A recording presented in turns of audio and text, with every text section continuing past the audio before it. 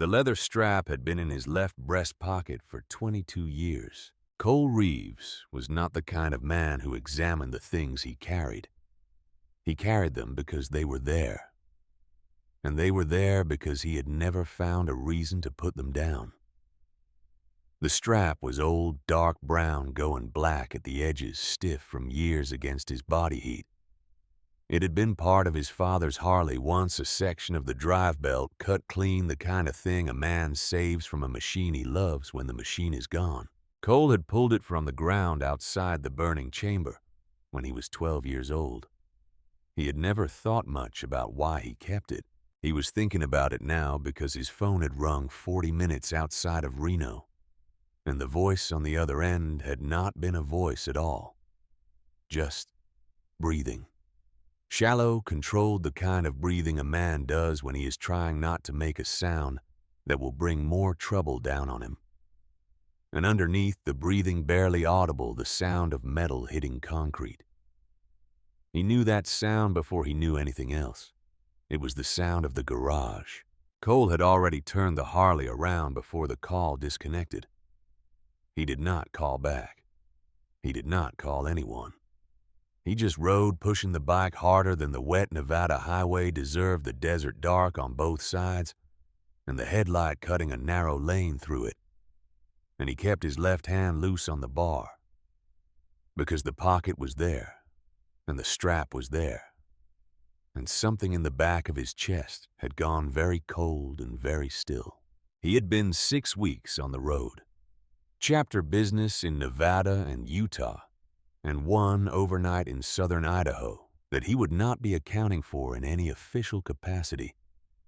The kind of work that did not get written down and did not get discussed, and kept the Hells Angels Nevada chapter running the way it had always run, through relationships and obligations and the specific currency of men who had proven themselves over time.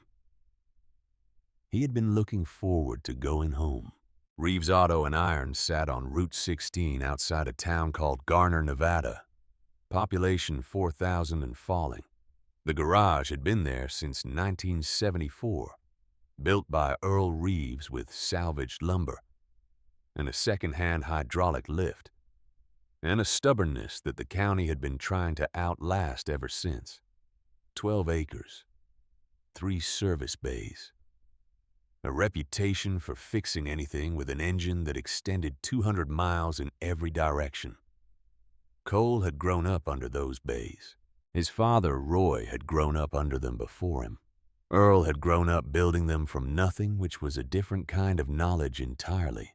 The Route 16 turn came up, and Cole took it without slowing, gravel spraying from the rear tire as he came off the pavement and into the long, straight drive that ran up toward the garage. The overhead light above the main bay was on. The garage door was open about 3 feet. The way it sat, when someone had pushed it up in a hurry and not locked it into position. The metal was still vibrating faintly when Cole killed the engine and stood there in the dark, one boot on the gravel, both hands on the bars. He sat there for a full 3 seconds. Then he smelled it. Burnt oil. Hot metal. And underneath both of them, something darker. Something that did not belong in a garage. He was off the bike before the smell fully registered. He pushed the garage door up, and it screeched along its tracks, and the light from inside hit him all at once, and he saw everything in a single frame, the way you see things when your mind has already prepared for the worst. Earl Reeves was on the floor, 79 years old. Gray flannel shirt soaked through at the shoulder.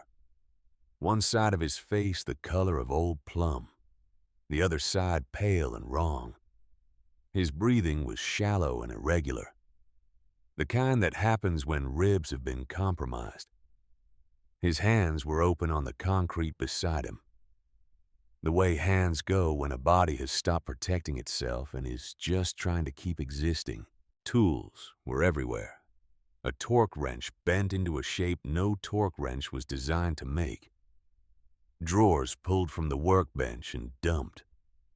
The old glass display case that had held Roy's collection of vintage carburetor parts shattered. The cabinet where Earl kept the county inspection paperwork hanging open with folders pulled halfway out and scattered. The safe in the back wall was open, not broken open, open, which meant someone had known the combination or had spent enough time here to find it. And on the floor beside Earl's right hand, half soaked in a spreading pool of black oil, was a thick white envelope, red stamped. Cole could read it from where he stood. Final eviction notice. He crossed the floor in 4 steps and dropped to his knees beside the old man. The concrete came up hard against his bones and he did not feel it. He slid one hand under Earl's shoulders and kept the other at his chest and leaned close. Earl. The old man's eyelids moved. The cloudy blue eyes under them did not open immediately. They moved first, tracking under the lids, the way eyes do when a brain is working to locate itself in a world that has recently become confusing and painful. Then they opened and found Cole's face, and for a moment there was only confusion there. The generic confusion of pain, and then recognition came through and something else came with it. Relief. The specific, devastating relief of a man who had believed for some period of time that no one was coming. Who had made his peace with that, and who was now being proven wrong. "You came back," Earl said. The words were barely sound. But Cole heard them and felt them and filed away what they meant for later. Because right now, there was no time for what they meant. He reached into his jacket and found his phone. "Stay with me." Earl's cracked lips moved again. His hand trembled upward, the fingers closing weakly around the edge of Cole's vest. The grip of a man who still had something to say and was not certain he would have another chance to say it. "Drawer Earl said." Cole leaned closer. Left side. False bottom. Then Earl's eyes drifted and his hand loosened and his breathing changed. And Cole was already dialing 911, his voice steady and cold, and giving the address and the nature of the injuries and the location of the nearest access point, without any of the emotional content that was happening underneath the words. He kept one hand on Earl's chest while he talked to the dispatcher. He could feel the old man's heart beating, irregular but present. There. He put the phone in his pocket and looked at the room. He looked at it the way Roy had taught him to look at things, not emotionally, systematically. You look at what is there, and you look at what is not there, and you look at the relationship between those two things, and you do not decide what happened until you understand all three. The drawers had been emptied with purpose, not with rage. Rage empties things carelessly. Things end up across the room. Things get broken in the process. These drawers had been pulled out and tipped deliberately. The contents spread in a pattern that suggested someone was looking for something specific and was not finding it, and was moving methodically through the options. The safe was open, but Cole could not see from here what was missing. He could see that the interior had been gone through papers disturbed one metal document box, sitting at an angle. It would not naturally sit. The display case was the only thing that looked like genuine anger. Someone had put a fist or an elbow through it at some point. The pattern of the break was inward. The shards were mostly inside. Cole filed that. He looked at the office door. Still on its hinges, but the latch had been forced, the wood around the strike plate splintered. Inside, he could see the filing cabinet drawers hanging open, the old ledgers Roy had kept from the garage's first decade spread across the floor. The framed documents that had hung on the wall. One of them was missing. There was a rectangle of lighter paint on the wall, where something had hung for many years and been removed recently. Cole stared at that rectangle for a moment. The land deed. He had not thought about that deed in years. Earl had shown it to him once when Cole was about 16. A formal explanation of what the garage sat on and what that meant in terms of inheritance. Earl had been characteristically brief about it. 12 acres, he had said, and pointed at the signature line. Your grandfather's hand stays in the family until the last of the family signs it away. Not before. The frame was gone from the wall, which meant the deed inside it was either also gone or had been removed from the frame at some other point. Cole went back to Earl, crouched beside him, checked his breathing again, checked the color in his face. Better than a minute ago. Still wrong, but less immediately wrong. His left hand found the breast pocket of his vest without any conscious direction. The leather strap was there, cool and familiar. He did not take it out. He just let his fingers rest against it for a moment through the fabric. Then he heard the bikes, 3 of them coming in from the south on Route 16. The sound rolling across the flat desert land before the headlights came visible. Cole had sent 2 texts while waiting for the ambulance. The responses had come back in under a minute each, which was the thing about his brotherhood that the outside world consistently misunderstood. They thought it was about noise and presence and the theater of collective power. It was about that sometimes. But what it was always about was this, the response time. When a Reeves was down, you came. Dagger came off his bike. First, 6'3", shaved head, gray beard braided tight. His Hells Angels Nevada chapter president. Patch catching the garage light as he came through the door. He had ridden with Cole for 11 years and with Roy for 9 years before that, and with Earl in a more informal capacity for longer than either of them. He looked at the floor and looked at Earl and looked at Cole, and the transition between those 3 things took about 2 seconds. Who? Cole had been turning that over since the smell hit him. Behind Dagger came Body and Harrow. Both road captains, both men who had been on difficult roads with Cole before and would be on more in the future.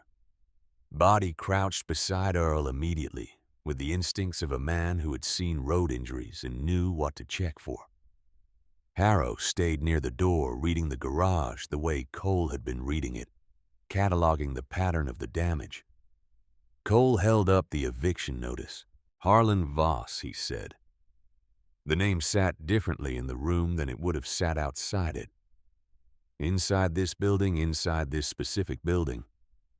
The name Harlan Voss had a history that went back 40 years and included things that had never been fully resolved. Dagger's jaw set. He finally pushed too far. Cole's expression did not change. He crossed into family. That word carried a different weight in their world than it carried in ordinary speech. It was not sentimental. It was definitional. You crossed into family and the response was not proportional. It was absolute. Sirens now from the Garner direction. Ambulance first, the sound of it changing pitch as it turned onto Route 16. Cole rose from beside Earl and walked back to the office door and stepped through it, careful not to disturb the spread of papers on the floor. He went to the desk, Roy's desk. It had been Roy's before it had been Earl's, and before Roy it had been built by Earl himself from 2x4s, and a sheet of plywood, and a piece of glass, salvaged from a greenhouse that had burned down on the Halstead property in 1971. The oak veneer on the sides had been added later, a birthday gift from Roy when Earl turned 50. The drawer handles were the original hardware plain steel worn smooth by decades of the same hands, pulling them open in the same way. Cole pulled the left drawer. Wrenches, inspection stamps, a box of mechanics pencils, some worn to stubs, a spare key to the tow truck, nothing unusual. He pulled everything out and set it on the desktop. ran his fingers along the interior of the drawer front panel side's back wall. Then the bottom. His knuckles made a sound when they rapped against the center of the drawer floor. Solid. He moved his hand 2 inches toward the left side and rapped again. Different sound. He pressed with both thumbs and felt the panel flex slightly. A wooden plate seated in a routed channel, held in place by tension rather than fasteners. He worked his thumbnail into the edge, and the plate shifted and tilted, and he lifted it out. The compartment beneath was narrow, maybe 3 inches deep, running the full width of the drawer. It had been built into the desk's structure, invisible from any angle of normal use, accessible only by removing the contents and finding the false bottom. The kind of construction that required forethought and purpose. Earl had built this, or Roy had. And one of them had built it before the other one needed it, which was the kind of thinking that proved someone had anticipated a day that was worse than the present one. Inside the compartment, an oilcloth packet sealed at the edges, dry and undisturbed. Cole heard the ambulance pull into the lot outside. He heard Body directing the paramedics, heard the gurney wheels on the gravel. He had maybe 2 minutes before the situation outside required his presence. He lifted the packet and unwrapped it carefully. 3 things. First, a folded document, legal-sized, the paper yellowed at the creases. He opened it and read the header. Original land deed, Reeves Auto and Iron Property, 12 acres, Route 16, Garner County, Nevada. Dated 1974. Earl's signature at the bottom, heavy and mechanical. The signature of a man who learned to write as a tool rather than an expression. A county seal stamped deep into the paper. The ink faded, but the impression clear. And a clause handwritten in the margin beside the inheritance section, initialed by Earl, and by a county recorder whose name Cole did not recognize. Property cannot transfer to non-family ownership, absent in-person signature of surviving next of kin. This deed had never been filed with the county, or it had been filed and then the filing had been buried or replaced. Because Aldridge had arrived with a transfer document bearing Earl's name and the county's approval. And if this original deed was valid, and its clause was enforceable, then whatever Aldridge had brought was paper built on sand. Second, a survey map, hand-drawn, the lines precise in the way that suggested someone with drafting experience rather than professional credentials. The garage property was outlined in the lower left. The 12 recorded acres, but beyond those 12 acres extending northeast into the ridge country behind the property, another section was outlined in red, 27 acres. No county markings, no tax notation, no road access marked. And in the northeast corner of that red section, in Roy's handwriting, Cole recognized the hand immediately, a notation, Reeves Ridge Access Tunnel, sealed 1986. Cole had known about the ridge country behind the garage, the way you know about the geography of your childhood home. It was there. It was part of the landscape. He had ridden into those hills as a teenager, had camped there once with Dagger, when they were both young and less organized in their ambitions. But he had never known there was a tunnel. He had never known there were 27 hidden acres. Roy had known. Roy had mapped it. Roy had noted a sealed tunnel in handwriting. Cole recognized the way he recognized the sound of a specific engine. The third thing in the packet was a photograph, black and white. 4 men standing in front of the garage, the sign above them visible and younger, the paint fresher, the letters sharper. Cole looked at the sign and understood from the freshness of it that this had been taken not long after the garage opened. The early 80s, maybe. Earl younger, harder in the face, the gray not yet fully arrived in his hair. Roy, who would have been around 20 years old in this picture. with the particular lean quality of a young man who has been working physically since he could walk and has not yet filled out into the man he will become. A third man in Hell's Angels colors that Cole did not recognize, older than the others, a road captain's rocker visible on his vest. And a fourth man, not in colors, no patches, no vest. He was wearing a leather jacket, the kind that was fashionable in that era. And he had grease on his hands, which was consistent with having worked in this garage. And he was standing beside Roy with the particular ease of someone who belongs in a place, who has been in this place enough times that his body has learned to be comfortable here. He was young in the photograph, maybe 22, 23. The hair was darker, the face unlined, the posture different from the posture of a man who has spent 40 years building wealth and acquiring the particular bearing that wealth provides. But the eyes were the same.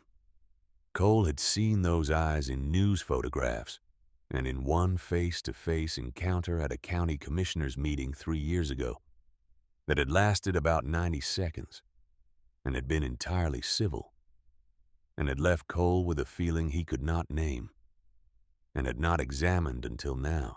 Harlan Voss, standing in Roy's garage, standing beside Roy like a brother.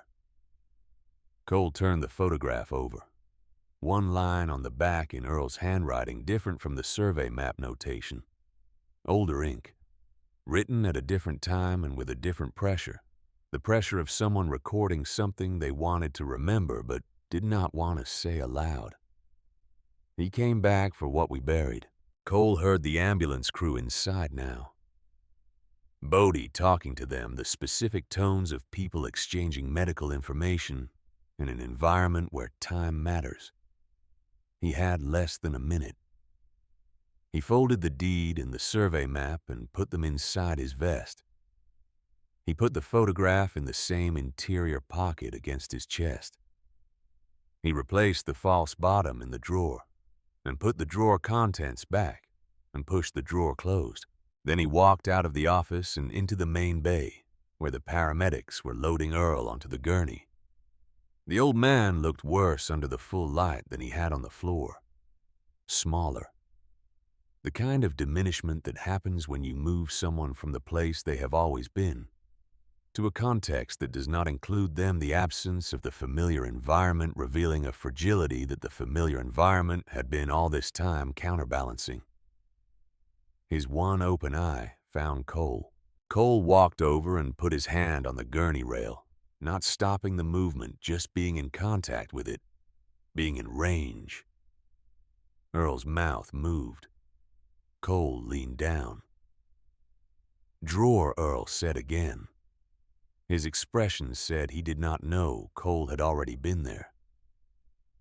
"I found it," Cole said quietly. Earl went still. Something in his face changed. The specific relaxation of a man who has been holding on to a responsibility for a long time and has just been told credibly that the responsibility has been transferred. The way a runner looks when they have passed the baton and can finally stop. The gurney moved. Cole walked with it to the bay door, then stood at the threshold as they loaded Earl into the ambulance. Bodie stood beside him. "Sheriff's coming," Bodie said. Cole looked down at the gravel lot. The toe marks were visible, 2 sets of heavy tire impressions that had not been there when he left 6 weeks ago. Not the garage's tow truck, which was still parked on the side of the building. Different tires. Wider. The kind you found on large commercial vehicles or on the private security transport that a certain category of wealthy people favored. Chet Aldridge's cruiser turned off Route 16 and rolled into the lot while the ambulance was still there. The timing, the kind that suggested he had been in the vicinity already. He was a large man in his late 50s. The kind of large that had been more functional 20 years ago and had since become more decorative. Expensive boots. A watch that cost more than most people in Garner County made in a month. a uniform pressed with a precision that suggested he had anticipated being visible tonight. He looked at Cole the way certain men look at Hell's Angels, with the specific wariness of someone who has done business with the type before and found the experience complicated. "Mr. Reeves." Cole did not answer. He watched Aldridge's flashlight sweep through the garage, moving across the damage with the speed of someone conducting a review rather than a discovery. What happened here? Ask Harlan Voss. That got the sheriff's attention. A beat of genuine reaction before the mask returned. Cole had learned to read that beat the fraction of a second where the real information lived before the professional face reasserted itself. Careful with accusations. Cole stepped closer. The deputy behind Aldridge shifted his weight forward and then thought better of it. "My grandfather is on his way to Garner Memorial with a broken shoulder and at least 2 broken ribs," Cole said. "I found a gold cufflink on the garage floor. Engraved. HV. Aldridge's expression remained practiced. That proves nothing. Of course it did not. Aldridge knew it proved nothing. Cole knew it proved nothing. The cufflink had been in his jacket pocket since he found it, having processed the scene before the ambulance arrived. What it proved was not a legal matter yet. What it proved was a personal one, and the personal reckoning had a different timeline than the legal one. Then Aldridge reached into his jacket. The movement was deliberate, designed to be visible. "We also received a filing in county records this afternoon," Aldridge said. He produced a folded document. "Transfer of ownership. Reeves Auto and Iron. Signed by Earl Reeves. Stamped, filed, processed." Cole took the document, opened it, read it. The signature at the bottom was wrong in a way that was immediately visible to anyone who had seen Earl Reeves sign his name for the past 30 years. Earl signed from the shoulder, the weight of his whole arm behind the pen. The result, a signature that was heavy and slightly irregular, and had the mechanical character of a man for whom writing was a physical act, rather than an expressive one. This signature was clean, controlled. The signature of someone who had been handed a pen in an office and told to copy a name from a document they were looking at. Corporate forged. Competent, but not perfect. Not perfect to someone who knew the original. Cole refolded the document and handed it back. "Then tomorrow morning," he said, "I'll be at county records when they open." Aldridge gave the smile of a man who has arranged for all the doors to be locked before suggesting someone try to open them. "You're welcome to." Smug. The specific smugness of a person who believes that every trail has been cleaned and every alternative route has been closed. Cole had seen this kind of confidence before. It was the confidence of people who had never been in a room with someone who had a different understanding of what the rules were. He watched Aldridge and his deputy drive away without asking another question about what had been stolen or who had been in the building. A sheriff who does not ask what was taken from a crime scene is a sheriff who already knows what was taken, which means the sheriff was present for the taking or was informed of the inventory before arriving. Cole filed that. Dagger came to stand beside him. The lot was quiet now. The ambulance gone, the brake lights of Aldridge's cruiser disappearing down Route 16. "What was in the drawer?" Dagger asked. Cole reached into his vest and produced the photograph. Dagger took it, looked at it for a long time. His expression did not change, but his breathing did a fractional deepening that Cole recognized as the physical signal of something recalibrating. "That's Voss," Dagger said. 1982, Cole said. "Standing in this garage. Standing next to my father like they belonged to each other." Dagger looked at the back of the photograph. read the line Earl had written. He came back for what we buried. Cole took the photograph back and put it in his inside pocket. He produced the survey map and spread it across the hood of his Harley in the lot light. The 27 unmarked acres extended into the ridge country, like a hidden room behind a visible house.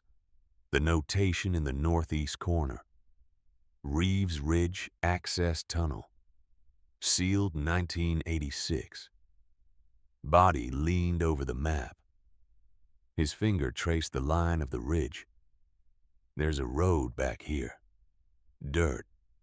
Not on any county map I've ever seen, because it was never meant to be on one, Cole said. Harrow crouched beside the map from the other side. Voss wanted the garage, and he wanted those 12 acres. Cole looked at the ridgeline visible against the dark sky beyond the garage. But he came for what's behind them. Nobody spoke for a moment.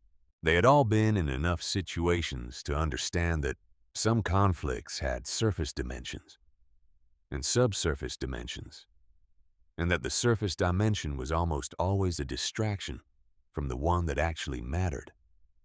The garage was visible.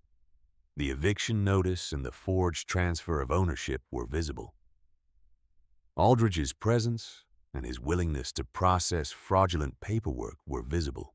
But a sealed tunnel in 27 hidden acres noted in Roy's handwriting, connected by a photograph to a man who had been present in this garage 40 years ago and was now trying to take the land, was not about money or about a bypass route or about commercial development.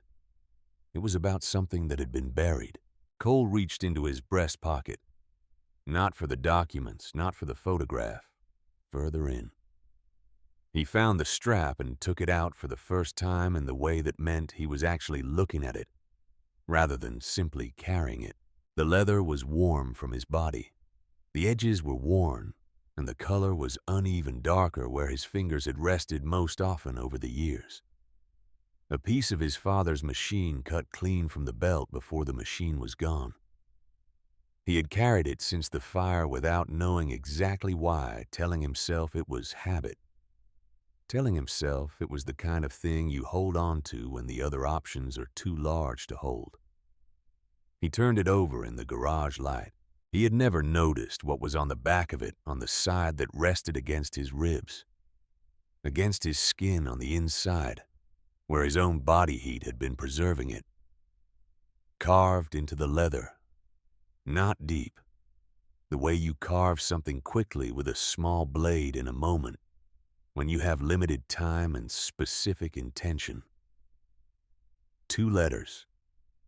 C.R. Cole Reeves. His father had carved his name into the belt before cutting it. Before whatever happened in 2002, Roy had taken a knife to the leather of his own Harley's drive belt and cut the initials of his 12-year-old son into the back of it, and then cut the piece free and left it somewhere Cole would find it. Somewhere that Cole had found it at 12 years old, outside a burning chamber in a hillside in the dark after the fire. He had been carrying his father's handwriting against his chest all this time, and had not known it was there. The desert night was very quiet around the garage. The neon sign above the bay doors was off the power inside the garage cut, when the ambulance crew had needed to work by their own lights. And without the sign, the building looked older, more fundamental. The kind of structure that exists because something required it to exist, rather than because it was designed.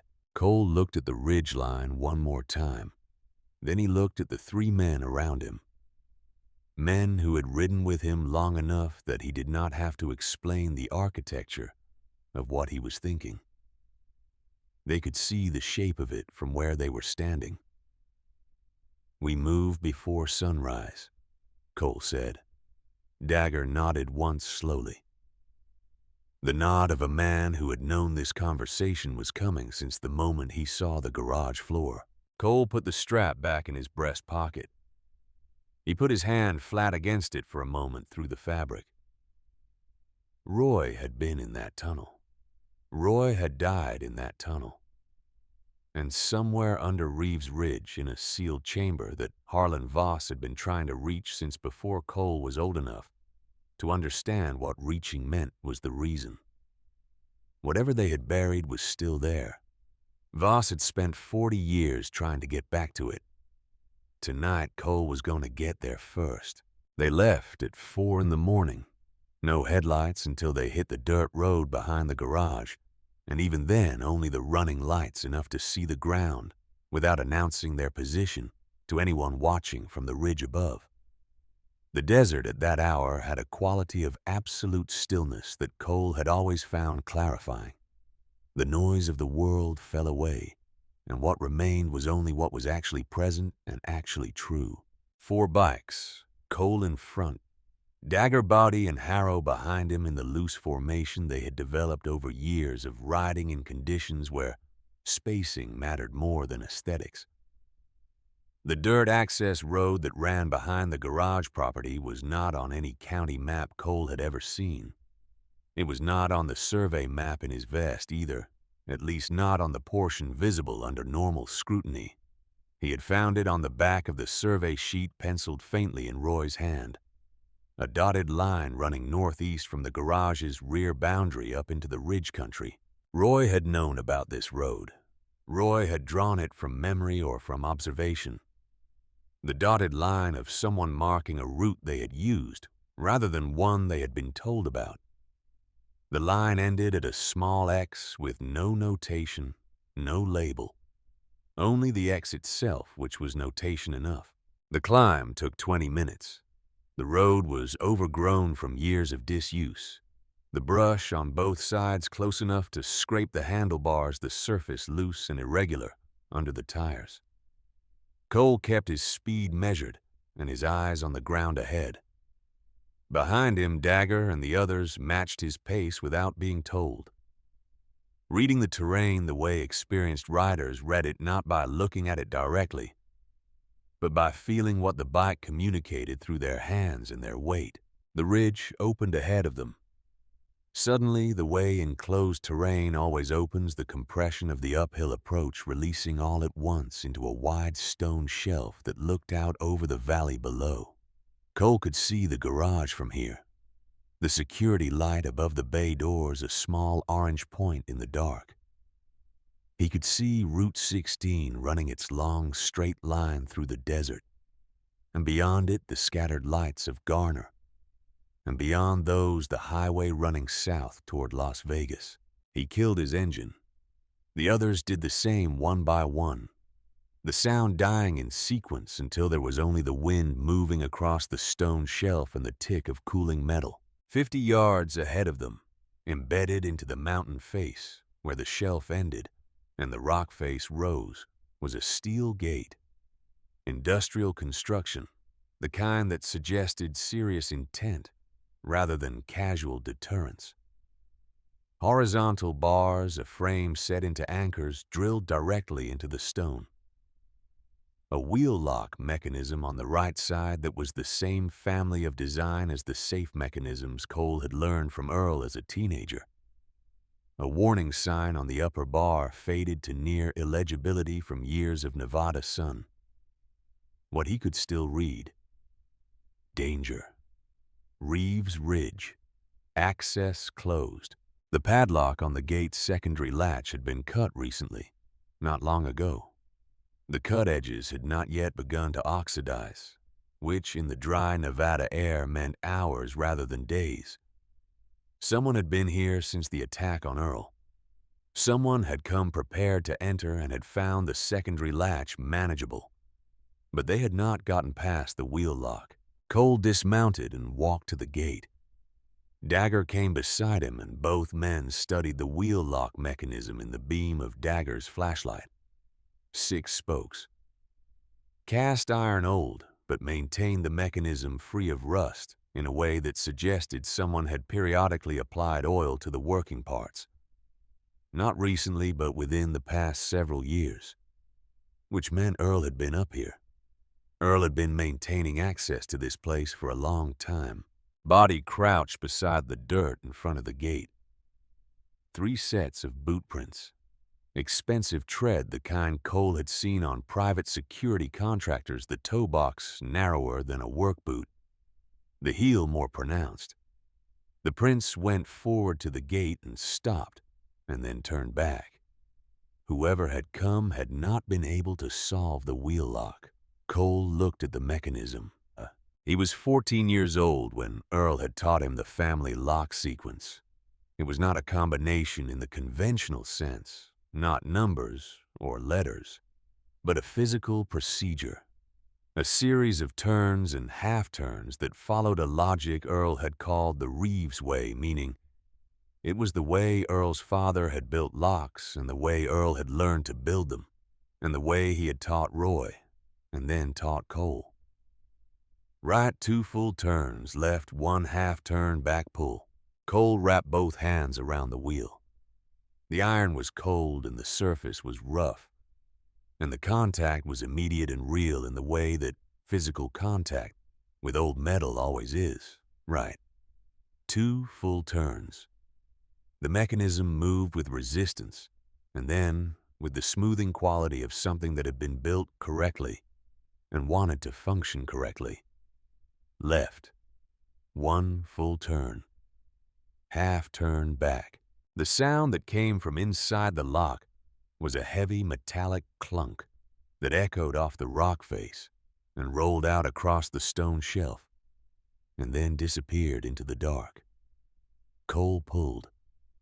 The gate swung outward. A breath of cold air came from the tunnel beyond. The specific cold of underground space, the temperature that exists below the surface where sunlight has never penetrated and will never penetrate. And the air has been sitting in the same stone rooms for so long that it has taken on the character of the stone itself. Dry, mineral, and underneath those qualities, something else. Cole recognized the smell before he could name it. It was a smell that lived in the deep memory, the kind stored in the body rather than the mind, available only when the right stimulus arrived to unlock it. He had been 12 years old the last time he had smelled it, and he had never understood until this moment that he had been carrying it ever since in some unreachable pocket of his nervous system waiting. Ash, old fire ash, sealed in this tunnel since the last time someone had opened the door and let the outside world back in. He moved into the tunnel without speaking. The slope descended at perhaps 10 degrees, gradual enough to walk without difficulty, steep enough to feel the descent in the knees over distance. Reinforced timber beams framed the walls and ceiling at regular intervals, the construction of someone who understood structural load and took it seriously. Power cables ran along the upper right wall, dead and dark. The insulation cracked in places from age, but the cable itself still in place. Dagger's flashlight cut ahead. The beam caught dust motes in the irregular surface of the tunnel walls and the geometry of the timbers.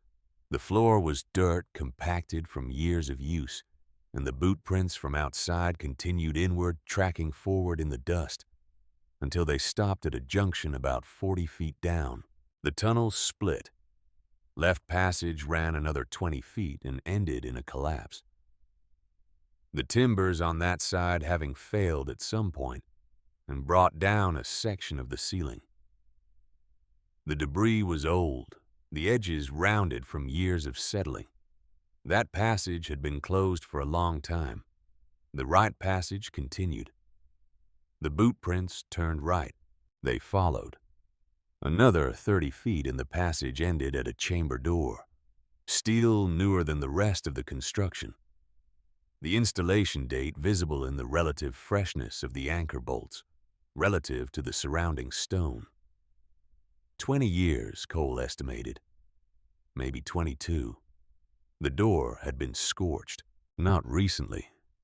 The scorch marks were old and deep, the steel in the area of greatest heat having warped slightly from the original flat plane, the surface finish long since burned away and replaced by the mottled gray patina that metal develops after extreme heat exposure.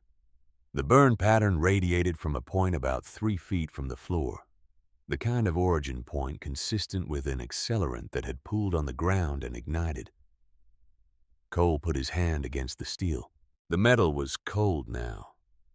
It had been cold for a long time, but the shape of the heat was still visible in the warping, the permanent record of what had happened here. The evidence that fire had been present at this door at a specific moment in the past, and had been hot enough and sustained enough to change the physical structure of 3/8-inch steel. His father had died behind this door. That was not a conclusion. That was a recognition. The kind of understanding that arrives not through reasoning but through the body, through the hands that were touching what the fire had left through the lungs, breathing the residual ash through the whole physical system of a man standing in the place where another man ended. He found the second wheel lock. His hands moved to it, and he stood there for a moment before beginning the sequence. The last time these hands had been near this door, they had belonged to a 12-year-old boy who did not know yet what was inside. Now they knew. The weight of that difference was something he held for a single breath before he set it aside and worked. Right. 2 full turns. Left. 1. Half turn back. Pull. The chamber door opened inward. The rush of contained air was immediate and dense with the concentrated presence of everything that had been sealed inside it. Ash. Fuel residue. The chemical memory of a fire that had burned hot and fast, and then been starved of oxygen by the sealed walls, and died in its own waste. Dagger's flashlight went into the room first. Metal shelving units along the left wall, the shelves still holding their contents. Crates and drums and sealed containers that had survived both the fire and the 2 decades that followed it. The crates on the left were military surplus-style olive drab, the hardware on the latches institutional, rather than commercial. The drums were fuel storage, the kind rated for hazardous material transport. The markings on their sides faded but partially legible. Cole stepped through the doorway and read the nearest legible marking. Voss Industrial Supply, June 2002. He stood with that for a moment. Harlan Voss's company name on fuel storage containers inside a sealed tunnel under Reeves Ridge. Dated the same month Roy Reeves had officially died in a canyon explosion. The official account had been a fuel line failure during a storm, a fire that started fast and burned hot and left nothing identifiable. The official account had never fully satisfied Earl, who had said once and only once, standing at Roy's grave on a cold March morning with 11-year-old Cole beside him, that some fires did not make sense, and had said nothing more about it for 23 years. Cole's hand went to the leather strap in his breast pocket. He did not take it out. He pressed his palm flat against it through the fabric. Then he saw the Harley. It was in the center of the chamber, and it had been there since the fire. And it had been through the fire, and had survived the fire, the way metal survives fire by being changed rather than destroyed.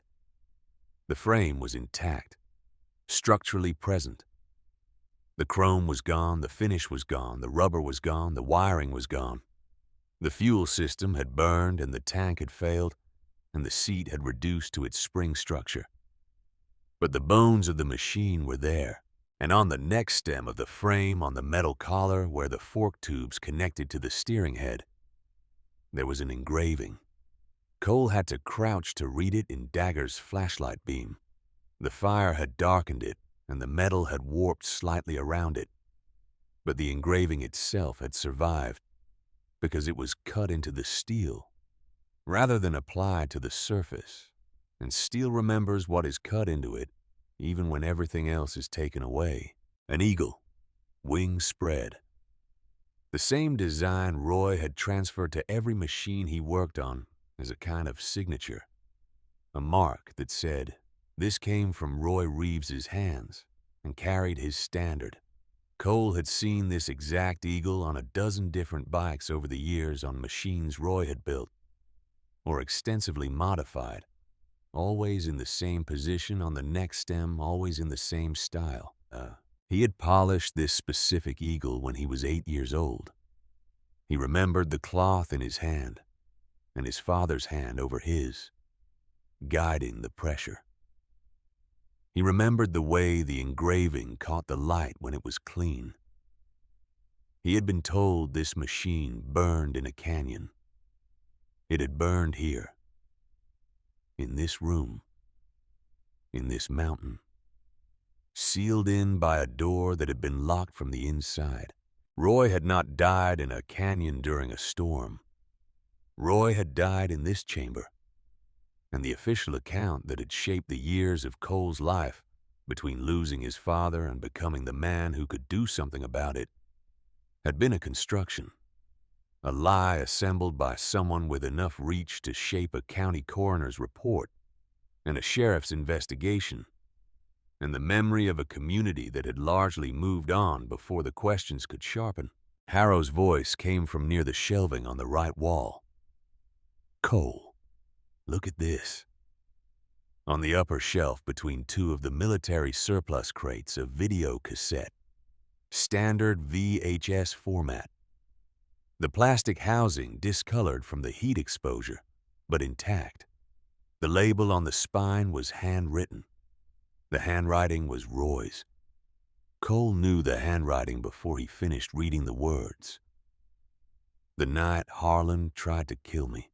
Dagger exhaled through his nose, the sound of a man who has been in serious situations before and is recognizing the characteristics of one now. Cole held the cassette in both hands. He had not seen his father's handwriting in a very long time. He had a few pieces of it. A birthday card from when he was 10. A note tucked into a toolkit. Roy had given him a single line in a shop manual in the garage office. He had not added to that collection in 2 decades because the man who had produced it had been declared dead by a county that apparently had reasons to prefer that outcome. The handwriting on this cassette was the same handwriting. The same slight forward lean, the same way the capital T was formed with the crossbar extending further left than right. The same quality of a man who wrote quickly and purposefully and without decorative intent. His phone buzzed. He knew before he looked what kind of message it would be. The quality of knowing that comes not from evidence but from the accumulation of a night's events. The pattern revealing itself in the latest data point before the data point is even received. The photograph had come from a number he did not have in his contacts. Earl's face barely visible in the low light of a hospital room. The IV line disconnected, hanging loose from the catheter site. A detail that indicated someone had moved him recently, and without medical supervision. A gloved hand visible at the edge of the frame resting on Earl's shoulder, with the specific quality of a hand that is demonstrating ownership rather than providing comfort. Below the photograph, a single line. "Trade the tunnel for the old man. Sunrise. Reeves Auto. Come alone." Cole read it twice. The chamber was very quiet. He thought about the calculation behind the message. Voss had not gotten what he wanted from the garage. The drawer had yielded nothing. The safe had yielded nothing findable in the time available. The land deed on the wall had come down. But whatever the original deed said made the forged transfer paper legally complicated. So Voss had escalated. He had gone to the hospital and extracted leverage from the only leverage available. But the message itself was revealing in a way that Voss may not have intended. Trade the tunnel. Not trade the evidence, not trade the deed. Trade the tunnel. Which meant Voss's primary concern was not what Cole had already found. It was what Cole had not yet found. something in this tunnel or accessible through this tunnel that Voss had been working toward for a period of time, long enough to include a murder, and a fraudulent land seizure, and a hospital assault and a kidnapping. Whatever that something was, Voss did not have it. Cole put the cassette inside his vest against his ribs on the opposite side from the leather strap. He looked at the room one more time. The burned Harley frame at the center. The Voss industrial supply containers along the left wall. The shelving on the right. Then he looked at the far corner. There was something there he had not registered on the first pass through the room. In the far right corner, away from the main shelving pushed back against the stone wall, covered by a piece of heavy canvas that had been treated with a fire-retardant compound at some point. The canvas was discolored but intact in a way that the other materials in the chamber were not. Whatever was under it had been protected deliberately. Cole crossed to it and lifted the canvas. A Harley frame, different from the burned one in the center of the room. Complete, not damaged, mounted on a stand that kept it off the floor at working height. The chrome on it was tarnished from years in the closed space, but present. And the metalwork was in the state of incompletion that meant someone had been building this machine and had not finished it. Cole recognized the frame geometry immediately. Roy had built in a specific style, a particular rake angle, and a particular approach to the primary mounting points that was distinctive. The way a signature is distinctive, not obvious to everyone, but unmistakable once you knew it. This was Roy's work. The machine Roy had been building for Cole, stored here in the tunnel, protected from the fire by the fire-retardant canvas, preserved for the person it had been built for. The neck stem had no engraving yet. The tank mounts were fabricated, but the tank itself was not installed. The forks were fitted, but the wheel assemblies were not in place. This was a machine that had been perhaps 60% complete when the work stopped. When Roy died, the work had stopped. Cole crouched beside the stand and checked the frame mounting points. The rear subframe had a storage cavity built in a Roy Reeves habit. The man had built concealed storage into everything he worked on. As a matter of course, a practical instinct that had its origins in the kind of life he had chosen, and the kind of people that life brought into proximity. Cole found the seam at the rear of the subframe where the panel met the frame rail, and pressed in the way Roy had taught him to press the specific location and specific pressure that released the catch. The panel swung down. Inside the cavity, a leather pouch sealed at the top with a lace that had been tied and then sealed with wax. The wax was still intact. Nobody had opened this. And beside the pouch, folded to fit the cavity, a piece of paper. Cole took both and stood. The paper was a letter. He recognized the handwriting in the first word and did not need to read further to know who had written it. He read it anyway because Roy had written it to be read, and because this was long enough to wait for your father to speak. The letter was not long. Roy had written it quickly, the handwriting more pressured than usual, the letters slightly larger, the way a person writes when they are writing fast and know they may not have more time. He wrote to Cole by name.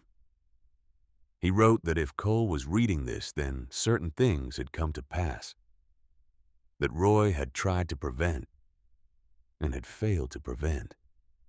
He wrote that the tunnel held the truth about what Harlan Voss had been doing with Reeves Ridge for 20 years, using the hidden access and the isolated location for moving fuel that had no legitimate supply chain, and that the money from that operation had funded a political and business network in Garner County that reached further than most people understood.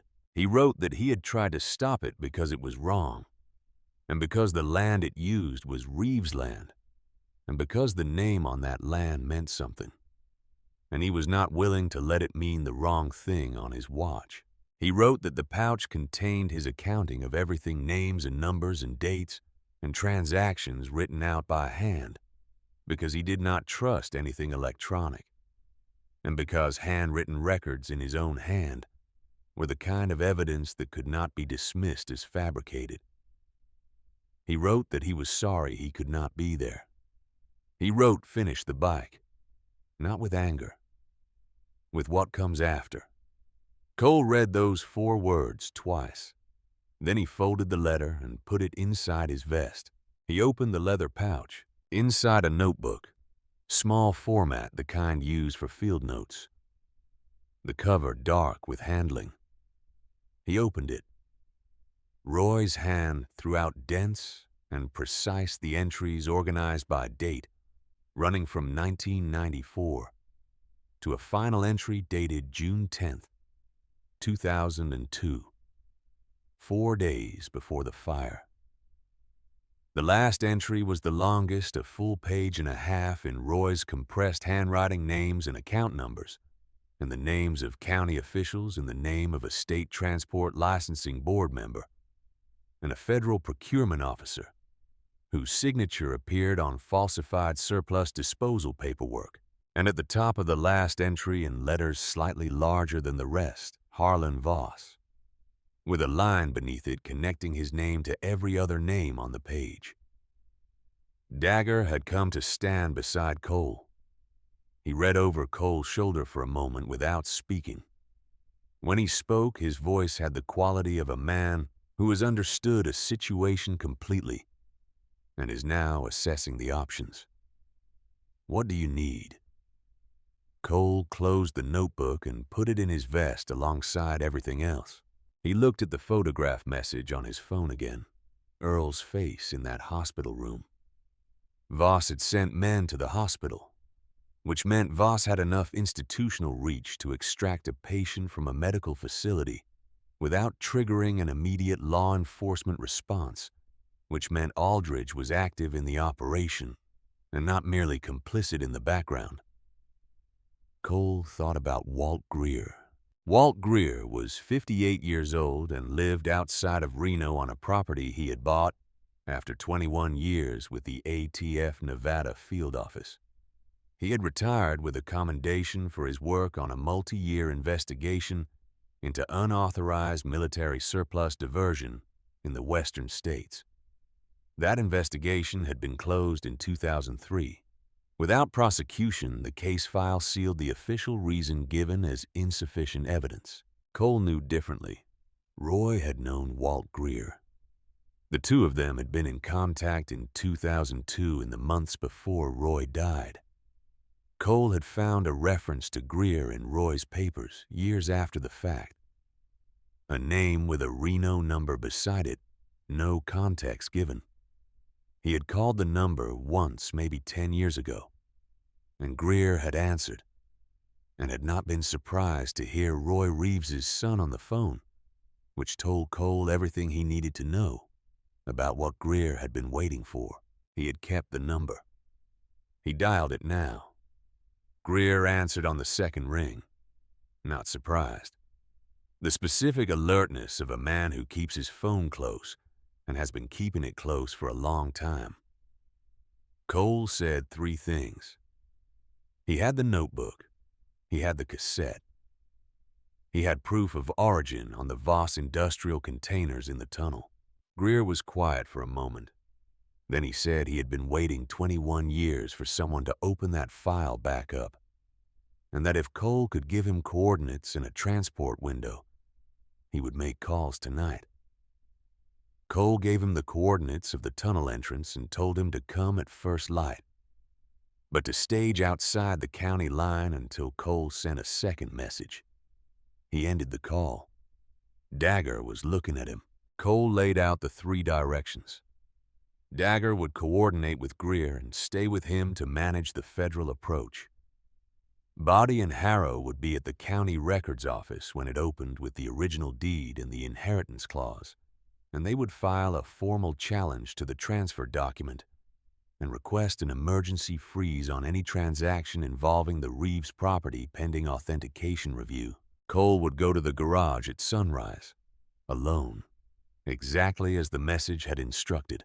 Not because he was surrendering to the instructions, because he understood that Voss needed the meeting to happen on those terms in order to believe he still controlled the situation. A man who believed he controlled the situation would talk. A man who was talking while a federal coordination was happening and a county records challenge was being filed simultaneously was a man who was destroying himself with every word. He went back to the unfinished Harley frame in the corner of the chamber.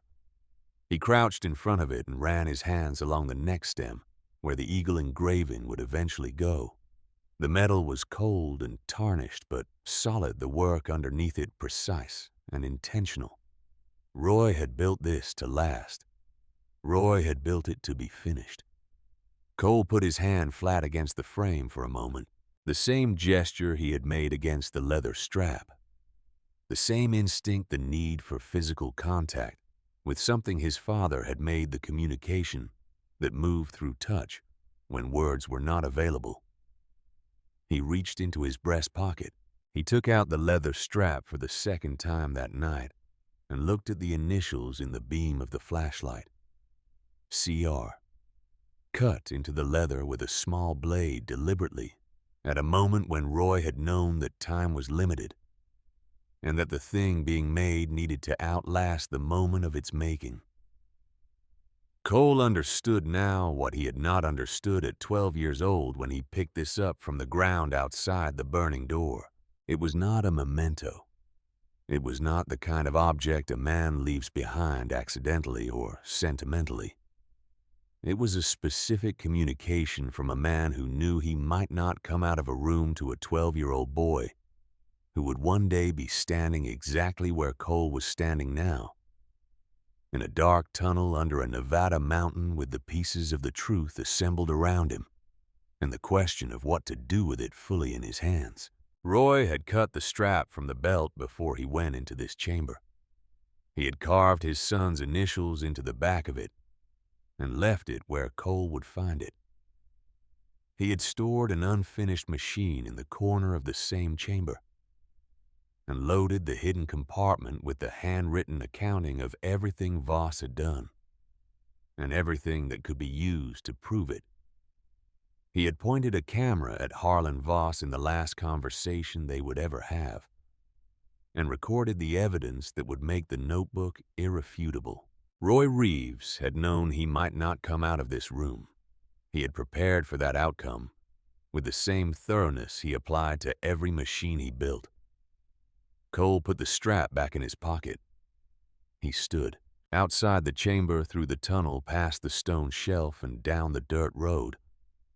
The valley was beginning to gray in the east.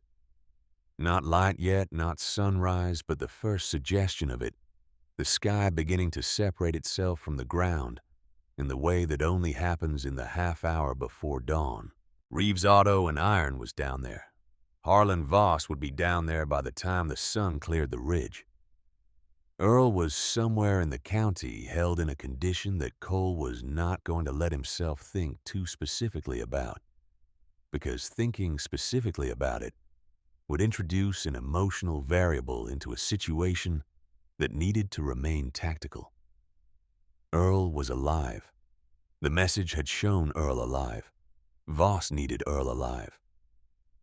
Cole did not yet know what Voss was still missing, but he had Roy's notebook and Roy's cassette and the strap in his pocket with its 2 carved letters and the unfinished machine in the corner of a room that had been waiting for someone to come back and finish the work. He turned to Dagger at the chamber door. "Greer needs to be in position by first light," Cole said. "County records opens at 8. I want both those things moving before I pull into the garage lot." Dagger held his gaze. And if Voss has already moved Earl before sunrise, Cole's expression did not change. "Then we find out where he moved him," Cole said. "And we go there next." He walked out of the chamber. He walked through the tunnel toward the stone shelf and the open gate, and the 4 bikes on the ridge. The tarnished frames of the shelving units and the burned skeleton of Roy's Harley, and the sealed containers with the Voss industrial supply markings were behind him now. And the notebook was against his chest, and the cassette was against his ribs, and the strap with its 2 carved letters was in the breast pocket where it had lived for all these years. The valley below was still dark. The garage lights were still off. Route 16 was empty in both directions. By sunrise, one of 2 things would be true.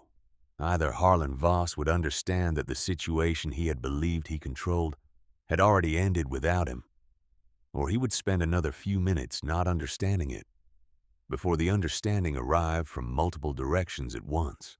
Cole preferred the latter. Men who did not understand they had already lost sometimes said things they would not otherwise say. And in a case built on a handwritten notebook and an old cassette, the words of the man who had built the empire being described were not incidental. They were the final piece. He swung onto his bike. The others were already mounting. The dirt road ran back down to the garage, and the garage was where this had started, and the garage was where it was going to end. Cole started the engine. The sound rolled out across the stone shelf and dropped into the valley below, carrying in the pre-dawn air further than it would carry in the full noise of day. If anyone in Garner was awake and listening, they would hear it and not know what it meant. By sunrise, they would know. The sun was not yet above the ridge when Cole pulled into the Reeves Auto lot. He came in slow. No theater, no announcement. Just the Harley rolling across the gravel at idle speed. The engine sound dropping to almost nothing as he let the clutch out and coasted the last 20 yards. He had ridden this approach thousands of times in his life, and his body knew the geometry of it without instruction, knew where the gravel was loose near the right bay door, and where it was packed firm along the center line, and where the slight depression in the lot caused water to pool after rain. He knew this ground the way you know ground you have walked since before you had the words to describe what walking was. Harlan Voss was already there. 2 black SUVs parked facing the garage, their positioning deliberate, blocking both the main bay doors and creating a corridor that funneled anyone entering the lot toward the center. 6 men arranged in a loose perimeter, the spacing and the stillness of trained security rather than improvised muscle. They were dressed in the generic professional manner of private contractors. Dark clothing, no obvious insignia. The kind of men who were expensive enough to be effective and careful enough to be deniable. Voss himself stood between the 2 vehicles. Cole had seen Harlan Voss at a distance before, at the county commissioners' meeting 3 years ago. They had been in the same room for perhaps 4 minutes. A room with 40 other people in it. And Cole had registered the man's presence with the peripheral attentiveness he brought to any environment that might become complicated. He had taken note of the bearing, the quality of the clothing, the way Voss occupied space, with the settled confidence of someone who had not encountered a meaningful obstacle in a long time. He had not looked at Voss as an enemy then because he had not yet understood what Voss was. He understood it now. Voss was 64 years old and looked it in the way that men who have spent their lives in indoor environments look their age, the skin carrying the history of controlled climate and protected comfort, rather than the weather and physical work that aged a man differently. The hair was silver and well-maintained. The coat was dark wool, the kind that cost more than the monthly operating expenses of the garage behind him. The posture was the posture of a man who was accustomed to outcomes arriving the way he arranged for them to arrive. And there in the center of the lot, in the old mechanic's chair that Roy had bought at an estate sale in 1996, and that had lived in Bay 2 ever since, sat Earl. His wrists were secured to the chair arms with the kind of heavy cable tie used in industrial applications. the plastic cutting into skin that was already damaged from the night before. The arm in the sling had been pulled back to accommodate the binding, and Cole could see from across the lot that the position was causing pain. The kind of sustained low-grade pain that wore a man down without breaking him. Earl's face was tilted slightly downward, the visible eye closed, but his breathing was regular enough that Cole understood he was conscious and had made the calculation that conservation was the appropriate strategy. 79 years old, bound to a chair in the lot of the garage he built, and the old man was conserving his resources. Cole stopped the bike 15 feet from Voss. He did not turn the engine off immediately. He let it idle for a moment, the sound of presence in the lot, and then he brought his boot down on the kickstand and silenced the engine. He got off the bike slowly, not with performance, with the specific economy of a man who knows exactly how much energy the next several minutes will require, and has no intention of wasting any before they begin. Voss watched him come. "You came," Voss said. Cole stopped 8 feet from him. He looked at Earl first. The old man's eye opened, found Cole's face, and something in the set of his jaw changed. Not relief, not yet. Something more guarded than relief. Something that looked like warning. Cole filed that and looked back at Voss. "You touched my grandfather twice," Cole said. Voss's expression carried the particular quality of a man who has been in negotiations his entire life and treats every conversation as a negotiation, regardless of what else it might be. He glanced at Earl the way a man glances at a piece of collateral, a professional assessment of value and condition. "He forced my hand," Voss said. Cole said nothing. He reached into the inside pocket of his vest. The security men shifted. But Voss raised one hand fractionally, a small gesture that communicated restraint, and the shift stopped. They were calibrated to his signals. That told Cole something about the duration and nature of his relationship with these particular men. Cole's hand came out of the pocket holding a silver lighter, not his lighter. The surface was etched with a pattern that Cole had recognized from the moment he picked it up off the floor of the burned chamber, a decorative scroll that framed the initials HV on the face. The kind of lighter a man buys when he has money and wants objects that confirm the having of it. Voss had carried this lighter into the chamber under Reeves Ridge on the night of June 14th, 2002, and he had left it there. And it had been in that chamber since the steel door sealed behind the fire he had set.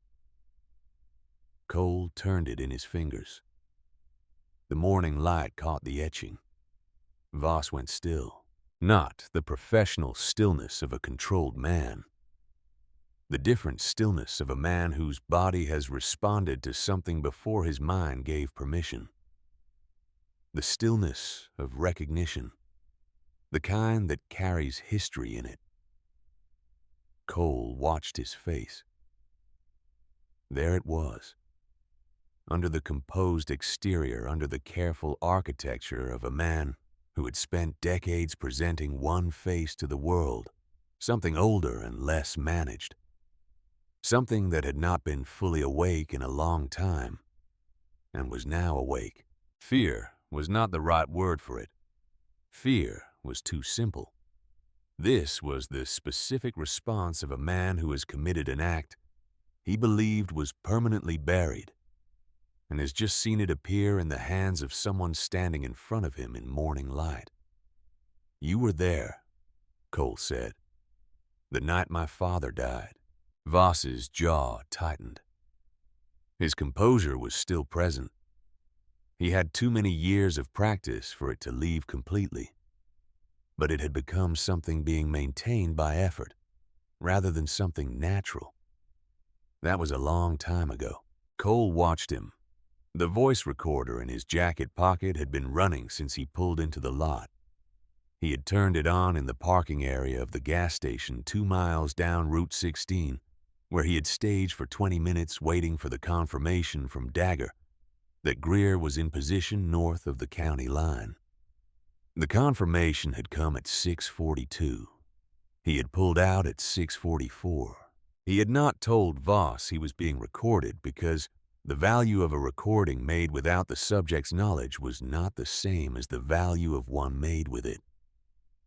Roy had understood this. Roy had pointed a camera at Harlan Voss in a sealed tunnel and let the man speak without announcing what was happening. The lesson was in the cassette. You used Reeves Ridge to move military surplus fuel through county lines, Cole said. Unregistered, off the books. My father found it and wanted to stop you. Voss looked at him for a long moment. The calculation behind his eyes was visible, the specific working of a man deciding how much truth was safe to acknowledge and how much could still be managed. Your father, Voss said, was a partner. A willing partner. For 8 years. Cole said nothing. He let the space stay open. Voss continued the way men continue when the silence is uncomfortable, and they have spent their lives filling it with words. Your father understood what we were doing, and took his share, and said nothing until he decided he wanted more than his share. That was the version. Cole had expected a version. Men like Voss always had a version, something that reframed the history with themselves as the reasonable party, and the dead man as the one who had broken the compact.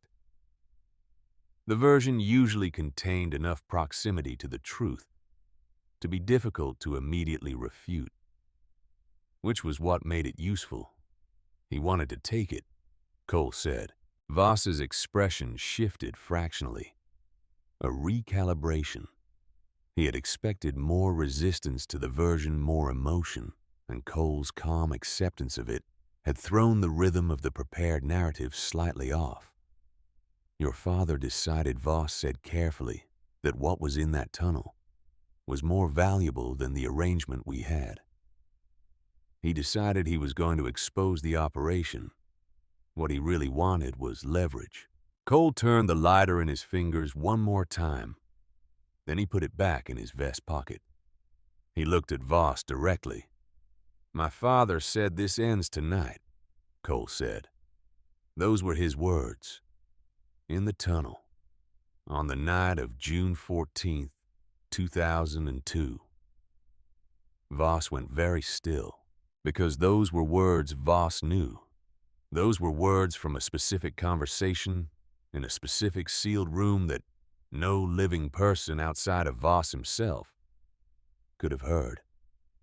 Cole, watching the understanding arrive in Voss's face as the specific implications assembled themselves, was one of the cleaner moments of his life. Roy had been recording, and the recording had survived. Voss looked at Cole with an expression that had abandoned its architecture entirely. The professional facing was gone. What was underneath it was simpler and older and considerably less composed. The face of a man who has just understood that the structure he has been standing on for decades has been revealed as hollow. Your father, Voss said, slowly tried to take everything. No, Cole said. He tried to stop you, and you left him there. The last 4 words were the ones that mattered. Not as accusation. Not with the heat of accusation, but as statement of fact, the simple declaration of what had happened, which was more damaging than any version of anger would have been. Anger could be managed. It gave the other party something to push back against, something to characterize as irrational or threatening. The flat, declarative sentence gave them nothing to push against. You left him there. Earl's voice came from the mechanic's chair, stronger than Cole had expected. The voice of a man who had been marshaling something for the last several minutes and had now deployed it. He locked the door.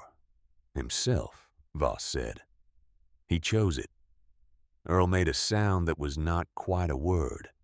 something compressed and contemptuous that communicated its meaning without requiring language. The security men were looking at each other now, with the lateral communication of people who are reassessing whether the situation they agreed to be part of is developing in directions they were briefed on. Kidnapping had been the line they had already crossed. The conversation developing in this lot was a different category of line, and several of them appeared to be arriving at that understanding in real time. Cole's phone buzzed once in his jacket pocket. He did not take it out. He did not look down. He kept his eyes on Voss because the message he had been waiting for was a single buzz, one vibration, which was the signal he and Dagger had agreed on for the moment when Greer's people were in motion. One buzz meant the federal vehicles were coming down off the county line staging position and would be in the Garner area within 8 minutes. Body and Harrow had confirmed the county records filing at 7:15. The emergency freeze on the Reeves property transfer was in place. Whatever legal architecture Aldridge and Voss had constructed in the county system over the past several months had a filing jammed in its mechanism that would require court intervention to remove, and the court system that would handle that intervention had now been notified that its county sheriff was a named party in a federal document seizure. The trap had been running since 4 in the morning. Voss did not know he was already inside it. Cole stepped toward Earl. One of the security men moved to intercept, and Cole looked at him with the particular expression that communicated without aggression and without theater that the man's assessment of the situation had been incorrect, and that correcting it now would be in his personal interest. The man stepped back. Cole crouched beside the mechanic's chair and found the cable ties on Earl's wrists. He did not have a blade, but he worked his fingers under the tie on the left wrist, the one connected to the injured arm, and found the release tab and pressed it. The tie loosened. He moved to the right wrist and did the same. Earl's hands came free slowly, the fingers straightening with the careful deliberateness of someone managing pain that has been building for hours. He brought them to his lap and looked at them for a moment, then looked at Cole. His expression was complicated. It contained gratitude, and it contained something else. Something that lived underneath the gratitude and was older than tonight. Cole registered it and rose to his feet and turned back to Voss. The sound came from the north first. The specific sound of rotor blades at operational altitude, still distant, but in the kind of air that carries sound further than normal. The pre-dawn thermal inversions of the Nevada desert functioning as an acoustic amplifier. 2 sets of rotors, not one, the overlapping rhythm of machines flying in coordination. Then, from the east, from the direction of Route 16 as it ran toward the county line, the different sound of vehicle engines. The heavy road sound of SUVs, moving at speed on open highway with no intention of being quiet about it. Voss heard it. Cole watched him hear it. The composure did not collapse dramatically. It dissolved gradually and completely, the way a substance dissolves when it has been placed in a medium it cannot survive in. The expensive coat and the silver hair and the practiced bearing remained. But the architecture behind them came down piece by piece over the course of about 15 seconds as the sound of the rotors grew louder and the vehicle sound on Route 16 became distinct enough to count. The security men were already making their own calculations. Cole could hear them without looking, the shift of weight and the murmur of communication. The specific sounds of people arriving at a professional assessment that the situation had moved beyond its agreed parameters. 2 of them were walking toward the SUVs with the purposeful stride of men intending to be somewhere else before the arriving vehicles provided a full accounting of who was present. "You set me up," Voss said. Cole looked at him. No performance in it, just the answer. "No," Cole said. You set yourself up. The night you went into that garage and put your hands on a 79-year-old man who had nothing to do with the tunnel or the notebook or the cassette or anything you were actually afraid of. He paused. He was just the man who built the place. You went after him because you were afraid, and afraid men make the kind of mistakes that cannot be cleaned up. Voss looked at him for a moment. Then with a speed that surprised everyone in the lot, including Cole, he moved. Not away. At Cole. 40 years of careful management and controlled presentation, and the deliberate cultivation of institutional power had not removed from Harlan Voss the physical capacity for violence. It had only deferred it, stored it. And now it came out of storage with the force of everything that had been pressing against its containment for a very long time. He covered the 8 feet in 2 seconds, moving with his shoulder, leading the intent clear. Cole had been in motion before Voss finished the first step. He did not step back. He stepped slightly to the right, and inside using the angle to negate the shoulder momentum, and he brought his left forearm up and across to deflect the contact point, and then his right elbow came through in a short arc with the full rotational force of his body behind it directed at the floating ribs on Voss's left side. The sound was definitive.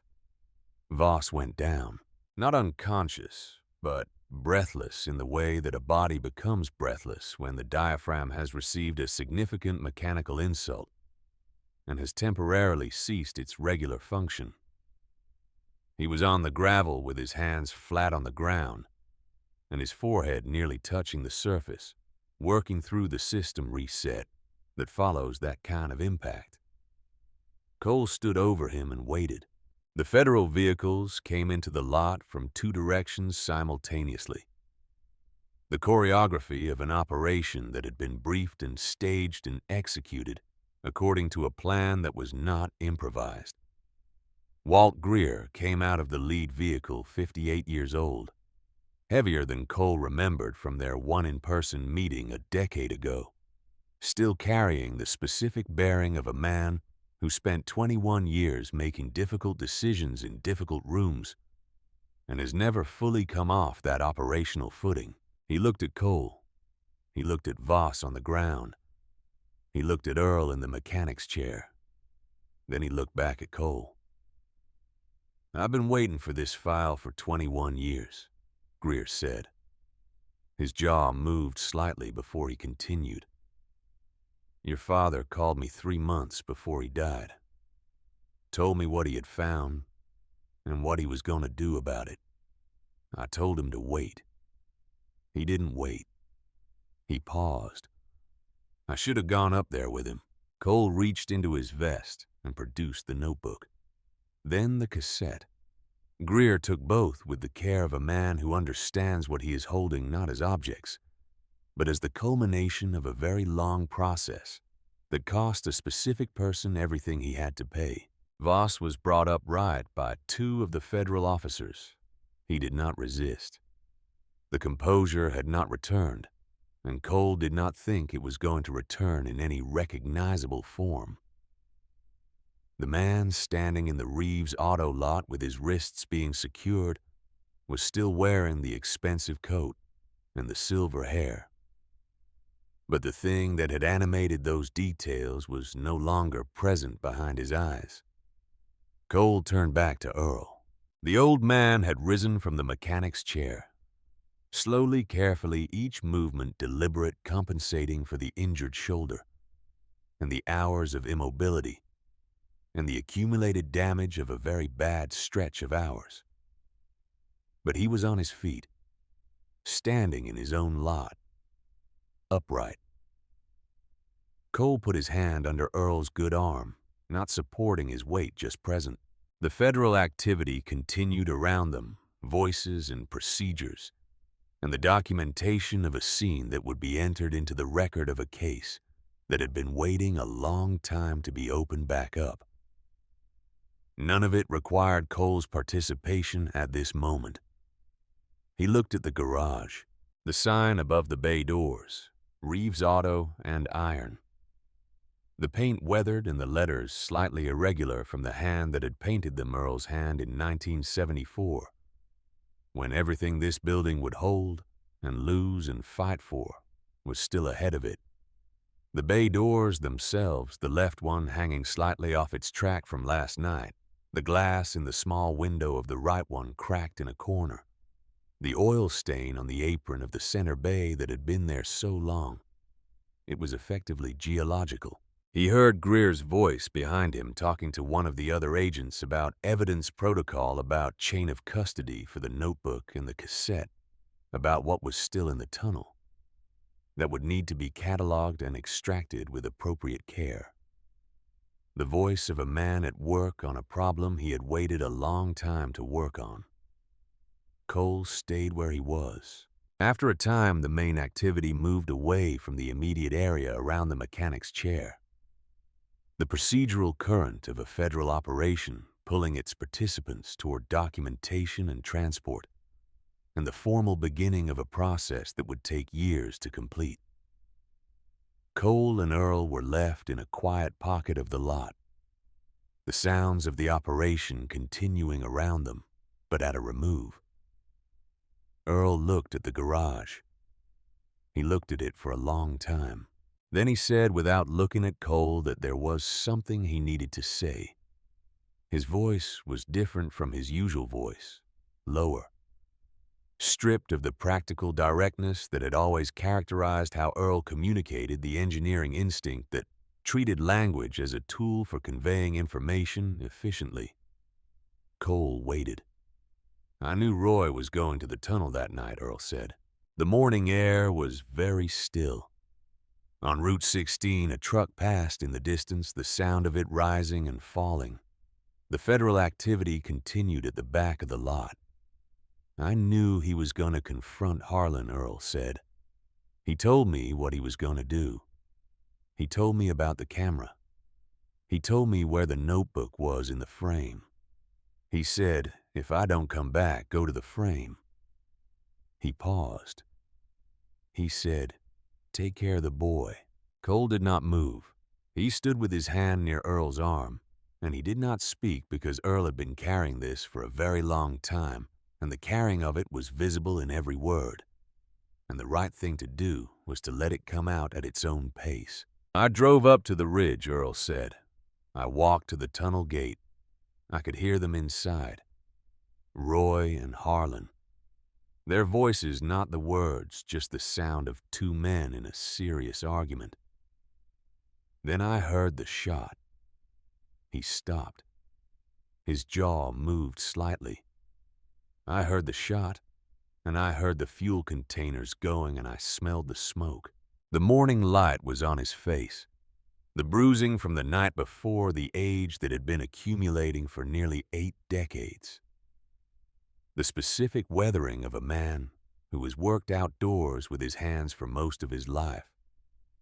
And underneath all of it, something that was not any of those things. The residue of a night that had never fully left. "I did not go in," Earl said. He was not looking at Cole. He was looking at the garage, at the sign, at the letters he had painted in 1974. "Roy said, if I don't come back, take care of the boy. He said, don't let the boy go in after me. He said, keep it until he's old enough to use it right, instead of just using it." Earl's voice was steady, but the steadiness was the kind that is achieved and maintained rather than natural. "I stood outside that door, and I heard what was happening inside, and I did what Roy told me to do." Cole was quiet for a long time. The federal activity at the back of the lot, the sound of Greer's voice, the rotors of the helicopters stationary now, their engines shut down after landing in the flat ground east of the garage. The ordinary morning sounds of a Nevada desert town beginning to come awake. "You raised me for all those years," Cole said, "waiting for the day I'd be old enough. Earl nodded. One slow movement. Cole looked at the garage. He thought about what it meant to make a promise to a man who was walking into a room he might not walk out of, and to keep that promise for decades alone, and to carry the specific weight of what you heard on the other side of a door you did not open, and to carry it in silence, because the promise required silence until the silence was no longer necessary. He thought about what Roy had known when he made Earl make that promise. Roy had understood that Earl would hear what happened and would have to live with not going in. Roy had asked him to carry that, had decided that Earl carrying it was the necessary cost of Cole eventually having what he needed to do something with it. Today was the day, Cole said. Earl looked at him. His eyes were dry. He was not a man who cried, had never been a man who cried. But the quality of his attention was the quality of someone who has been holding something for so long that the release of it has its own physical sensation. "That's what I've been waiting to hear," Earl said. They stood there together in the morning light for a moment, not speaking. The quality of the silence between them, different from the silence that had preceded it. The way silence changes when the thing that needed to be said has been said, and the air can rearrange itself around the absence of the unsaid thing. Then Cole walked into the garage, the center bay.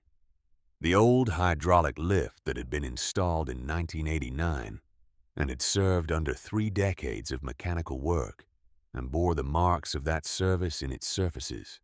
The workbench along the back wall with its accumulated history of tools and parts, and the ring stains from coffee cups, and the various scars of a working life. The compressor in the corner that had been repaired 4 times and would need to be repaired again. And in the far corner, covered by the same heavy tarp that had been there for as long as Cole could remember, the frame that Earl had always called future iron. Cole crossed to it and pulled the tarp back. In the tunnel, there had been the burned frame at the center of the chamber. Roy's machine that had died in that room, the one Cole had crouched beside and recognized by its eagle engraving. And in the far corner of that same chamber had been the unfinished frame Roy built for Cole, now in federal custody as evidence along with everything else the tunnel contained. This was different. This was the frame Earl had kept here in this building under this tarp for all the years Cole had been growing up and becoming the person who could use what Roy had left. In the tunnel, the work had been truth-preserved for the moment it could be deployed. Here it was the work itself preserved for the person it had always been meant for. The Harley stood on its stand in the state Roy had prepared it. The chrome on it was tarnished from years under the canvas, but present, and the metalwork held the precision of hands that had never done anything carelessly. The frame was complete and sound. The primary engine mounts were fabricated and correctly positioned. The transmission cradle was in place. The forks were fitted. The wiring harness was roughed in on one side. The tank mount was ready, but the tank itself was not installed. Roy had built this to be finished. He had built it knowing it might wait a long time to be finished, and he had built it so that the waiting would not compromise it. Cole walked around it once. Then he began to look at what was there, and what was missing, and what the sequence of completion would require. The rear subframe had a storage cavity built in. Cole found the release point. The panel swung down. Inside the gas tank, uninstalled, stored in the cavity that Roy had built specifically to hold it. The shape of the cutout, matching the tank geometry precisely. The tank was painted. Black base, the paint job. Complete, the clear coat applied. And the work finished even though the machine it belonged to was not. Cole lifted it out and held it in both hands. Along the left side of the tank, covering the lower third of the surface, Roy had painted an eagle. The same eagle from the neck stem engravings, the same spread wing design, the same proportion, and the same hand. But here, with the space of the tank available to him, Roy had given it room. The wings reached the full width of their span. The detail was present in every feather, and below the eagle in the space beneath the right wing in the same paint, in letters that matched the hand on the letter from the leather pouch. A line. Ride straight. Burn clean. Come home. Cole read it twice. He stood in the center bay of Reeves Auto and Iron holding his father's unfinished gas tank and reading the words his father had painted on it. The words Roy had lived by, and the words he had left in the only form that had survived the night he did not come home from. Cole set the tank on the workbench. He went to the tool chest. Roy's tools were still in the lower drawers, organized the way Roy had organized them by function and by frequency of use. The layout so familiar that Cole's hands went to the right drawer without having to think about it. He selected what he needed and laid it on the bench beside the tank. Earl appeared in the bay doorway. He looked at the tank on the bench. He looked at the tools. He looked at Cole. Cole looked back at him. Then he picked up the first wrench and went to work. Some work should not be rushed. The installation of a gas tank onto a Harley frame in a garage that has been in the same family for 50 years is one of them. Earl came and stood nearby, not supervising, just present, the way he had always been present when Roy worked, and before Roy when Earl himself had been the one learning from his own father. The generational transmission of a particular kind of knowing that moves through hands and proximity rather than through words. The morning advanced. Outside, the federal operation continued its work. Greer and his people documented and collected and would be at this for days. Sheriff Aldridge had been located at his county offices and was presently discovering that the professional arrangements he had made with Harlan Voss had become the kind of arrangements that federal prosecutors found interesting. Inside bay, 2 of Reeves' Auto and Iron Cole Reeves installed his father's gas tank. The primary mount first, then the rear mount, then the fuel line connection, the petcock, the cap. Each connection checked and checked again, not from uncertainty but from the respect that the work deserved. When it was done, Cole stood back and looked at the machine. The tank sat on the frame the way it had been designed to sit, the fit precise because Roy had designed the mount and the tank together, had built each with the other in mind, had known from the beginning what the finished thing would look like, even though he had not lived to see it. Cole reached into his breast pocket. The leather strap came out for the 3rd time. He held it in his palm, the 2 carved letters facing up the initials cut into the leather by a knife blade. In a moment when a man was preparing to walk through a door he understood might close behind him. He looked at the tank, at the eagle, at the words below it. He put the strap down on the workbench beside the letter. He did not put it in his pocket. He set it down with intention, the way you set something down when you are not letting it go, but when you are acknowledging that the moment it was made for has arrived. He looked at Earl. Earl's jaw was set. His eyes were the color of old denim, and they were fully open, and they were looking at the tank and the frame and the machine that his son had started. And his grandson was finishing in the same bay where the Reeves family had been doing this kind of work for 50 years. Cole straddled the bike. He had run the fuel system before mounting the tank. He had primed the carburetor. He had checked the ignition circuit and found it intact. The wiring harness Roy had put in sound throughout the connections clean. He set his foot on the kickstarter. The first kick produced nothing. This was expected. The carburetor needing to move fuel through its circuits for the first time. The engine needing to remember what it was. The second kick produced a sound. not an ignition, a suggestion. The single cylinder noting that it was aware of the request and was considering it. Earl said one word from the doorway. Again. Cole's foot came down on the kickstarter for the third time with the full weight and commitment of a man who is not trying something, but doing something. The difference between those two things is entirely in the body, in the quality of the movement, in whether the action carries doubt or certainty. The Harley came to life. The sound was not small. It was not tentative. It was the full voice of a machine that had been built to be heard, the deep, irregular pulse of a large displacement, single-cylinder engine running for the first time, filling the bay with the sound and the vibration and the presence that no mechanical description can fully convey, and that anyone who has ever been near a machine like this knows in their body rather than their mind. Cole held the throttle steady. The engine settled into its idle, found its rhythm. The vibration moved through the frame and through the seat and through Cole's hands on the bars and up his arms and into his chest. He looked at his hands on the bars, his father's bars, his father's tank in front of him with the eagle and the words Roy had painted before Cole was old enough to understand why a man would paint something like that on a machine he was building for a son who was not yet 12 years old. Earl had come into the bay.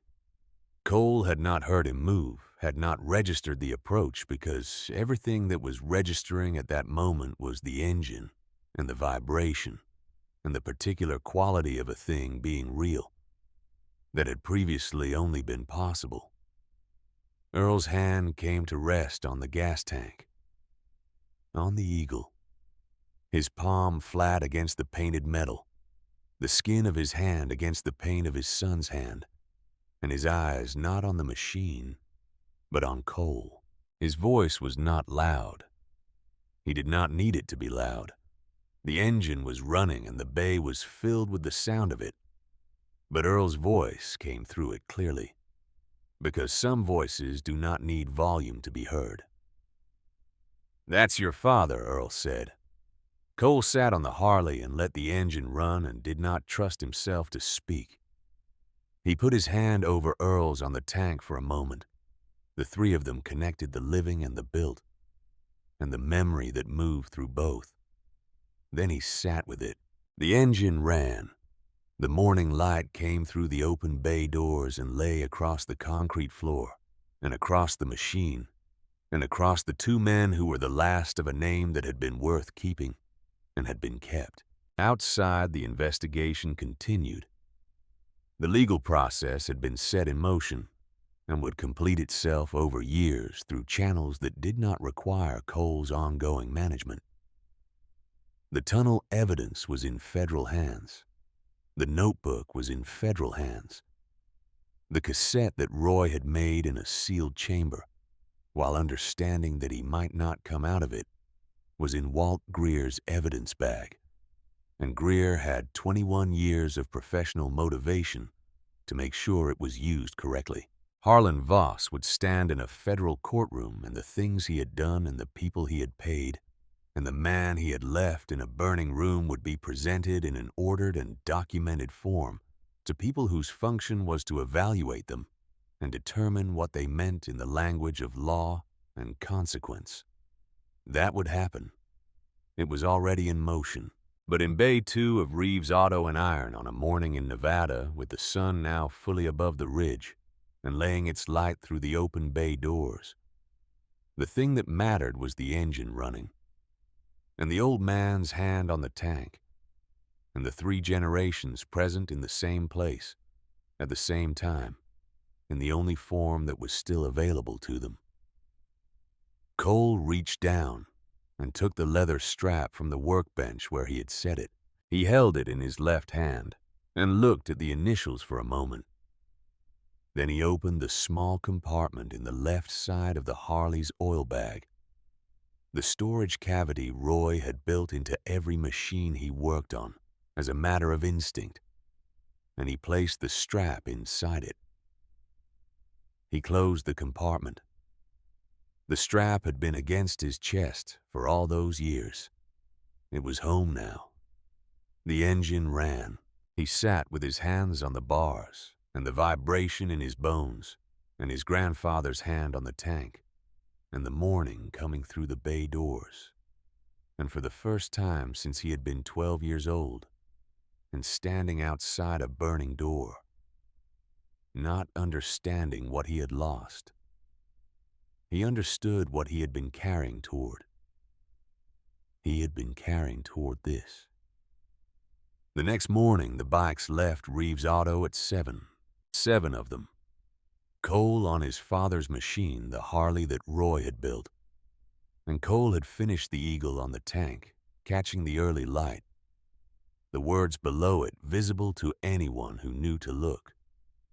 Beside him and behind him, 6 Hells Angels Nevada chapter members who had come in overnight. When the word went out, men who had known Roy, or known Earl, or known Cole long enough to understand what this ride meant without being told. They went through Garner, down Main Street at a pace that was not slow enough to be a statement, but slow enough to be seen the sound of 7 Harley engines filling the space between the storefronts and the sidewalks where people had come out. Because news in a town of 4,000 travels at the speed of a phone call. And by this morning, everyone in Garner knew what had happened in the lot of Reeves' auto, and on the ridge above it, and in the county records office. People stood on the sidewalk. Some of them had known Roy. Some of them had brought their vehicles to Reeves' auto for 40 years, and had sat in the waiting area, drinking Earl's coffee, and talking about whatever was happening in the county. Some of them were young enough that they knew the name only as a name the way you know names that have been part of a place long enough to become part of the place itself. They stood, and they watched the bikes go through. Cole did not perform any of it. He rode the way he always rode, with the economy of someone for whom a motorcycle is not a statement, but a method. And he looked at the road ahead, and the machine under him ran the way Roy had built it, to run steady and clean and loud enough to be heard. Earl was not on the ride.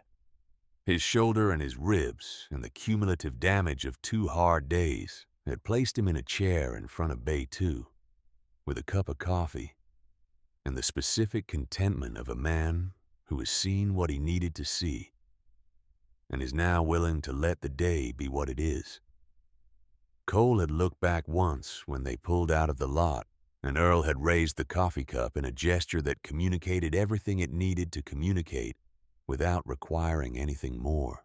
On the far side of town, where Main Street opened back out onto the highway, Cole opened the throttle. The engine answered the way Roy had built it to answer, fully and without hesitation, and with everything it had. The road ran out ahead of him, long and straight, and lit by the Nevada morning. And he rode into it the way his father would have ridden it, if his father had been given the years he was owed the way. Earl had ridden it in the decades when the garage was young, and the Reeves name was still building its meaning in this county. He rode straight. He rode clean. He was home.